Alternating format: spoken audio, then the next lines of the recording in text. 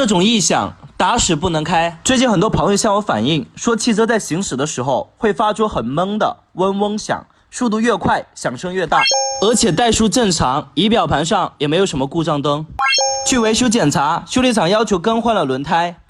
还更换了机油，加了隔音棉，钱没少花，问题还是没有解决。其实出现嗡嗡声，如果行驶越快速度越大的话，一般这样的问题大家千万不要乱修，其实就是这个轮心轴承坏了，花几十块钱更换一个轮心轴承，问题即刻解决。如果您还有小红心的话，请麻烦您帮我点亮。如果您关注了我，那你以后的用车养车问题交给我，我来为您解决。